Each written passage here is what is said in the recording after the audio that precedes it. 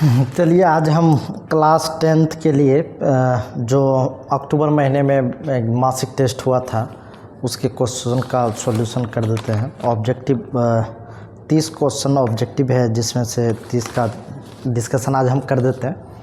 इसमें शॉर्ट्स में 10 क्वेश्चन था, जिसमें से 5 क्वेश्चन ही बनाना था, और लॉन्ग में भी टोटल 16 क्वेश्चन है, 5 क्वेश्चन है, जिसमें से 3 प्रश्न बनाना था। तो चलिए हम देखते हैं कि फर्स्ट क्वेश्चन में क्या कह रहा है। फिजिक्स से एक सवाल स्टार्ट हुआ है। ये क्लास 12th का है और अक्टूबर महीने का मंथली टेस्ट है। अक्टूबर मंथ का ये टेस्ट है, ये मासिक परीक्षा है। किस महीने का? अक्टूबर महीने का, क्लास 10th के लिए। अच्छा, पहला सवाल पूछा है विद्युत वाहक बल का मात्रक। तो विद्युत वाहक बल होता क्या है? इसको हम लोग इलेक्ट्रोमोटिव फोर्स कहते हैं। ये work done per unit positive charge होता है। जैसे मान लीजिए किसी इलेक्ट्रिक सर्किट्स में यूनिट चार्ज को सप्लाई करने के लिए जो वर्क करना पड़ता है, क्यू चार्ज को सप्लाई करने में मान लीजिए डब्ल्यू वर्क करना पड़ा, तो यूनिट चार्ज को सप्लाई करने में W/Q वर्क करना पड़ेगा। तो यही EMF है। तो maximum potential difference is called EMF। तो अधिकतम विभवांतर को ही विद्युत वाहक बल कहते हैं। तो इकाई धन आवेश को पूरी प्रकृति में प्रवाहित करने में जो कार्य करना पड़ता है, इसी को हम लोग विद्युत वाहक बल कहते हैं। तो ई का जो मात्रक होगा, मात्रक क्या हो जाएगा? W कार्य है, कार्य का मात्रक जूल, और Q चार्ज है, इसका मात्रक कूलम्ब। तो ये हो जाएगा जूल पर कूलम्ब, और इसी जूल पर कूलम्ब को हम लोग वोल्ट कहते हैं। तो निश्चित रूप से फर्स्ट का जो विद्युत वाहक बल का मात्रक पूछ रहा है, ये बी नंबर ऑप्शन है। तो बी नंबर ऑप्शन में क्या हो जाएगा? ये वोल्ट हो जाएगा। अच्छा, 2 नंबर क्वेश्चन की अगर हम बात करें तो चुंबकीय बल क्षेत्र का एसआई मात्रक। इसमें थोड़ा सा बच्चे कंफ्यूज करेंगे, क्योंकि चुंबकीय बल जैसे सिर्फ बल रहता तो बल का मात्रक न्यूटन होता, चाहे वो कोई भी बल हो, विद्युतीय बल हो, चुंबकीय बल हो, गुरुत्वाकर्षण बल हो, या कोई भी बल हो, सिर्फ बल होता तो उसका मात्रक न्यूटन होता। लेकिन यहाँ बल क्षेत्र है, तो चुंबकीय बल क्षेत्र का एसआई मात्रक, तो बल क्षेत्र का जो एसआई मात्रक होगा, ये B = लिखेंगे तो F/Q_V। एक फार्मूला होता है F = Q_V_B। तो इस फार्मूले से आप कैलकुलेशन कर सकते हैं। तो F = Q_V_B। तो F ये B का मात्रक क्या होगा? तो B का जो मात्रक लिखेंगे, B चुंबकीय क्षेत्र है, तो B का जो मात्रक लिखेंगे, F के लिए मात्रक न्यूटन, और Q आवेश है तो इसके लिए कूलम्ब, और इसके लिए मीटर पर सेकेंड। तो कूलम्ब पर सेकेंड को आप एम्पियर लिख सकते हैं। तो ये हो जाएगा न्यूटन। कूलम्ब पर सेकेंड को लिख दीजिए एम्पियर, इस दोनों को मिला के एक जगह एम्पियर। कूलम्ब पर सेकेंड को क्या लिख दिए? एम्पियर, और मीटर। तो ये हो जाएगा न्यूटन पर मीटर पर एम्पियर, न्यूटन पर मीटर पर एम्पियर। तो इसको हिंदी में एक ही बार में लिख दिया न्यूटन प्रति एम्पियर मीटर। तो न्यूटन प्रति एम्पियर मीटर, ए नंबर ऑप्शन इसका करेक्ट होगा। 3 नंबर क्वेश्चन की अगर हम बात करें, 3 नंबर के क्वेश्चन में जो पूछ रहा है, डायनेमो का सिद्धांत आधारित है। The principles of dynamo is based on, मतलब किस प्रिंसिपल पर या किस सिद्धांत पर डायनेमो बेस्ड है? The heating effect of electric current, induced electric current, electromagnetic induction, none of these. तो ऑब्वियस है ये विद्युत चुंबकीय प्रेरण, विद्युत मोटर जो होता है, ये डायनेमो है। डायनेमो जो है ये विद्युत चुंबकीय प्रेरण के सिद्धांत पर काम करता है। तो विद्युत चुंबकीय प्रेरण, तो विद्युत चुंबकीय प्रेरण पर अगर हम बात करें तो electromagnetic induction, EMI, electromagnetic induction, विद्युत चुंबकीय प्रेरण। 4 नंबर क्वेश्चन की अगर हम बात करें तो विद्युत मोटर को चलाया जा सकता है। तो विद्युत मोटर को चलाया जा सकता है, तो मोटर किस पर चलता है? दिष्ट धारा पर, प्रत्यावर्ती धारा पर। तो इनमें से कोई नहीं, A और B दोनों। एक्चुअल में ये जो मोटर होता है, मोटर अल्टरनेटिंग करंट पे हम चलाते हैं, AC अल्टरनेटिंग करंट। तो AC करंट पर हम लोग चलाते हैं मोटर। अच्छा, ये इसमें है कि AC और DC दोनों ऑप्शंस में है। तो डीसी मोटर भी होता है, आप लोग देखे होंगे कुछ मोटर ऐसा होता है जो डीसी पे भी चलता है।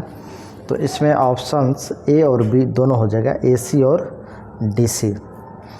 तो 5 नंबर ऑप्शंस की अगर हम बात करें तो 5 नंबर के ऑप्शंस में क्या है, दाएं हाथ के अंगूठे के नियम को प्रतिपादित किया जाता है। दाएं हाथ के अंगूठे का नियम, देखिए यहाँ कन्फ्यूजन आता है।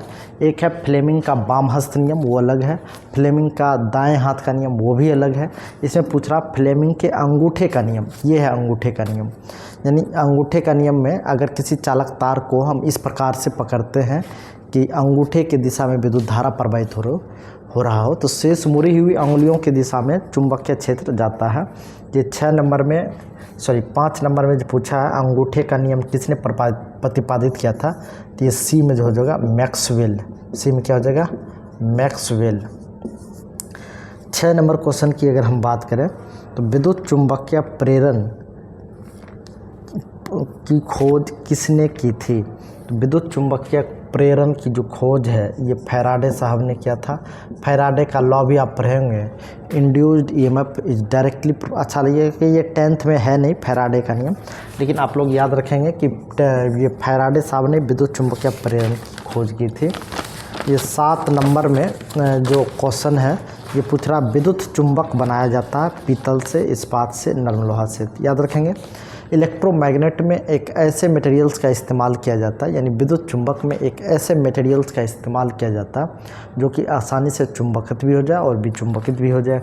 तो ये जो है नर्म लोहा, सॉफ्ट आयरन, 7 का C number option soft iron यानी नर्म लोहा की हम बात करेंगे, नर्म लोहा। 8 नंबर क्वेश्चन की अगर हम बात करते हैं तो विद्युत जनित्र परिवर्तित करता है।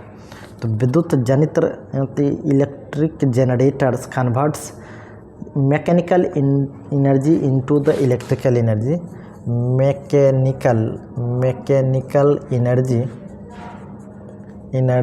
Into chemical energy, mechanical energy into chemical energy. यांत्रिक ऊर्जा को विद्युत ऊर्जा में परिणत करता है। यांत्रिक ऊर्जा को विद्युत ऊर्जा में परिणत करता है। यांत्रिक ऊर्जा को विद्युत ऊर्जा में परिणत करता है। Mechanical energy converted into the electrical energy, ये जनरेटर्स का काम है। तो 7 नंबर ऑप्शंस की अगर हम बात करें तो विद्युत तार सामान्यतः होता है, विद्युत तार यानी लाइव वायर की बात कर रहा है, ये रेड कलर में होता है, लाल रंग में विद्युत लाइव वायर होता है। 8 नंबर क्वेश्चन पूछा दिक् परिवर्तक युक्त जनित्र उत्पन्न करता है, जिससे कम्यूलेटर लगा होता है। तो कम्यूलेटर लगा होता तो ये एसी करंट को डेवलप करेगा यानी अल्टरनेटिंग करंट। 8 में ये बी नंबर ऑप्शन सही हो जाएगा, बी नंबर ऑप्शन सही हो जाएगा। 11 नंबर पूछा डालडा में उपस्थित वसा अम्ल की प्रकृति, वसा अम्ल किस प्रकृति का होता है। याद रखेंगे ये सेचुरेटेड, डालडा जो है ये सेचुरेटेड होता है, यानी सेचुरेटेड का मतलब संतृप्त होता है। कैसा होता है, संतृप्त होता है। 10 नंबर क्वेश्चन की अगर हम बात करें, ये 8 नंबर में मैकेनिकल एनर्जी को इलेक्ट्रिकल एनर्जी में कन्वर्ट किए थे। 9 नंबर में होगा ये, 9 नंबर में विद्युत वायर जो होता है यानी लाइव वायर, ये रेड कलर में होता है। और 10 नंबर के ऑप्शंस में दिक् परिवर्तन, नंबरिंग में थोड़ा सा गलती हो गया। 10 नंबर के क्वेश्चन में बोल रहा दिक् परिवर्तक युक्त जनित्र a generator which commutator produce with a commutator produce with alternating current हो जाएगा। 11 नंबर डालडा जो कौन सा प्रकृति का होता, तो ये संतृप्त यानी सेचुरेटेड होता। 12 नंबर क्वेश्चन की अगर हम बात करें तो 12 नंबर क्वेश्चन पूछ रहा है आयोडीन को निम्नलिखित में से किस दर में घोलने पर टिंचर बनता है। याद रखेंगे टिंचर इथाइल अल्कोहल में टिंचर बनता है, इथाइल अल्कोहल।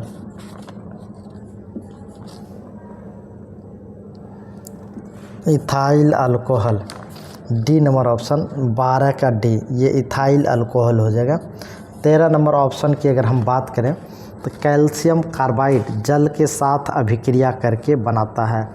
कैल्शियम कार्बाइड जल के साथ अभिक्रिया करके बनाता है, ये क्या होगा? सी नंबर ऑप्शन में इथाइन। सी नंबर में क्या होगा? ये इथाइन होगा, 13 का इथाइन। 14 नंबर की अगर हम बात करें तो ये 14 नंबर में क्या होगा? एल्कीन का सामान्य सूत्र है। तो एल्कीन का जो सामान्य सूत्र है ये CnH2n होगा। ये क्या होगा? CnH2n। एल्केन अगर होता तो उसका CnH2n+2 होता, एल्काइन होता तो CnH2n-2 होता, लेकिन ये सिर्फ एल्कीन की बात कर रहा तो ये CnH2n आएगा, जो ऑप्शन नंबर सी में करेक्ट आएगा। 15 नंबर क्वेश्चन पूछ रहा, एल्केन में कार्बन परमाणुओं के बंधन के प्रकार होते हैं। तो एल्केन में जो है किस तरीके के कार्बन का जो बॉन्डिंग होता है वो किस तरीके का होता है? तो एल्केन में हमको लगता है सिंगल बॉन्ड ही करेक्ट आएगा। CH4 में आप जैसे देखें एल्केन CH4 C2H6, तो इसमें सिंगल बॉन्ड आता तो एकल बंधन आएगा। इसमें क्या आएगा? एकल बंधन। 16 नंबर क्वेश्चन की अगर हम बात करें तो 16 नंबर क्वेश्चन पूछ रहा, इथाइलिन का UPSC नाम क्या है? तो इथाइलिन का IUPAC नाम जो है ये इथाइलिन,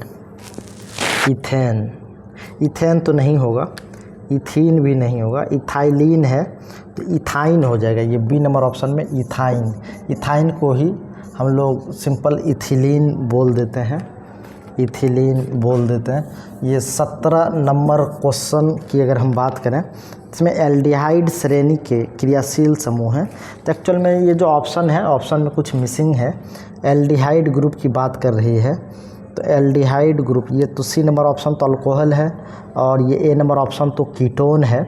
इसमें बी और सी दोनों एक ही ऑप्शंस है, संजोग से केवल लिखने का तरीका गलत हो गया, मतलब लिखने का तरीका अलग अलग है, लेकिन सी और डी मतलब बी और डी नंबर ऑप्शन सेम ही है। ये जो है एल्डिहाइड ग्रुप का समूह है। तो एल्काइन में 2 कार्बन परमाणुओं के बीच कितने सहसंयोजक होते हैं? तो एल्काइन में ट्रिपल बॉन्डिंग होता है, तो ट्रिपल बॉन्डिंग होता है तो ये डी नंबर ऑप्शन करेक्ट आएगा। डी नंबर ऑप्शन में क्या? 3। 19 नंबर क्वेश्चन की अगर हम बात करें तो अल्कोहल में कौन सा तत्व उपस्थित नहीं है? Carbon, hydrogen, nitrogen, oxygen.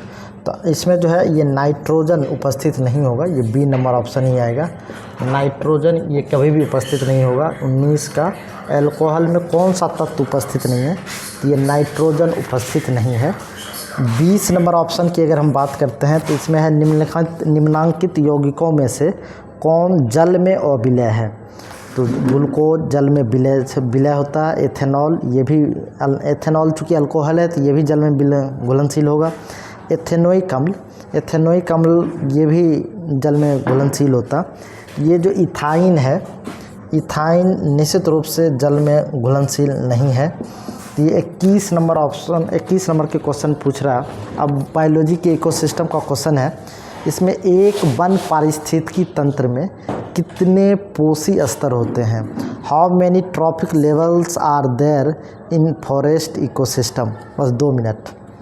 तो पोषी स्तर में कितने होते हैं? तो ये डी नंबर ऑप्शन आएगा। डी नंबर ऑप्शन में ये 4 पोषी स्तर कितने होते हैं? 4। तो 22 का अगर बात करें तो जीवाणु कहलाते हैं। तो जीवाणु यानी बैक्टीरिया क्या कहलाता है? तो बैक्टीरिया एक डिकम्पोजर है, सी नंबर ऑप्शन में आएगा। डिकम्पोजर बैक्टीरिया क्या है? तो ये डिकम्पोजर यानी अपघटक है। क्या है? अपघटक। 23 नंबर क्वेश्चन की अगर हम बात करें तो 23 नंबर क्वेश्चन में बाघ उपभोक्ता है, प्राथमिक पोषी स्तर का नहीं, द्वितीय पोषी स्तर का ये भी नहीं, तृतीय पोषी स्तर बिल्कुल। तो तृतीय पोषी स्तर का है। बाघ उपभोक्ता है किस स्तर का? तृतीय यानी 3rd ट्रॉपिक लेवल का है, पोषी स्तर का। ये 24 नंबर क्वेश्चन की अगर हम बात करें तो ओजोन परत है। ये ओजोन परत कैसा होता है? ये इनएक्टिव, हानिकारक, लाभदायक। तो ये जो ओजोन है किस तरीके का होता है? इनएक्टिव होता है, हानिकारक होता है या प्रॉफिटेबल होता है? तो ओजोन किस तरीके का परत है? ये निश्चित रूप से निष्क्रिय है। प्रॉफिटेबल यानी लाभदायक, इसको प्रॉफिटेबल नहीं कहा जा सकता, लाभदायक नहीं कहा जा सकता। ये एक तरीके का निष्क्रिय आप कह सकते हैं, इनएक्टिव, निष्क्रिय। प्रॉफिटेबल ये संभव नहीं है। 25 नंबर क्वेश्चन की अगर हम बात करें तो निम्नलिखित कौन जैव और निम्नीकरण पदार्थ है? जैव और निम्नीकरणीय पदार्थ है, मतलब which of the following is non biodegradable. तो इसमें कागज़ बायोडिग्रेडेबल है, श्वेत ये भी बायोडिग्रेडेबल है, ये DDT, सी नंबर ऑप्शन में ये DDT निश्चित रूप से ये नॉन बायोडिग्रेडेबल है। ये 26 नंबर में प्राथमिक उपभोक्ता कहलाते हैं। प्राथमिक उपभोक्ता कौन है? तो शाकाहारी, ये D नंबर ऑप्शन, शाकाहारी ये प्राथमिक उपभोक्ता हैं। ये 27 नंबर की अगर हम बात करें तो जैव आवर्धन करने वाला रसायन। जैव आवर्धन का मतलब है कि कोई एक उसको उपभोग किया और वो एक स्तर से दूसरे स्तर, प्रथम पोषी स्तर, द्वितीय पोषी स्तर और तृतीय पोषी स्तर तक चला जाता है, जिसकी मात्रा वो निश्चित रूप से DDT आएगा। क्या आएगा? DDT। तो कहता है किसी पारिस्थितिकी तंत्र का जैव घटक हो सकता है। अच्छा, जैव आवर्धन प्रदर्शित करने वाला रसायन क्या होगा? 27 नंबर में जैव आवर्धन भी ये DDT ही होगा। 28 नंबर क्वेश्चन में अगर हम पूछें किसी पारिस्थितिकी तंत्र का जैव घटक हो सकता है, जैव घटक यानी ये जो फंगस है निश्चित रूप से ये जैव घटक कहलाएगा, कवक फंगस। लेकिन ये सॉइल टेम्परेचर ये एबायोटिक कंपोनेंट्स होता है, ये एबायोटिक, इसमें कोई जान नहीं है। 29 नंबर क्वेश्चन की अगर हम बात करें तो CFC का व्यापक उपयोग होता है, तो निश्चित रूप से जेट इंजन में भी होगा, एयर कंडीशन में भी होगा, रेफ्रिजरेटर में तो खूब होता। तो इसमें ऑल ऑफ दीज, 29 में ऑल ऑफ दीज CFC का व्यापक उपयोग कहाँ कहाँ होता है? तो जेट इंजन में भी होगा, प्रोपेलेंट्स में इसका उपयोग किया जाता, एयर कंडीशन में भी होगा, रेफ्रिजरेटर में भी होता, इनमें से ऑल ऑफ दीज। तो ये ऑल ऑफ दीज चला जाएगा। 30 नंबर क्वेश्चन की अगर हम बात करें तो इसमें पूछा निम्नलिखित में कौन प्राकृतिक पारिस्थितिकी तंत्र है? तो कृषि भूमि ये प्राकृतिक तो नहीं है, ये मानव निर्मित हो सकता है। समुद्र, फुलबाड़ी भी ये मानव निर्मित है, पार्क भी ये मानव निर्मित है। तो B में ये सी यानी समुद्र निश्चित रूप से एक नेचुरल इकोसिस्टम है। तो 30 का ये निश्चित रूप से समुद्र होगा, चूँकि पार्क, फ्लावर गार्डन, एग्रीकल्चर ये सब मानव निर्मित होते हैं। तो चलिए आज भर हम इतना ही छोड़ते हैं, अब अगले दिन हम बात करेंगे।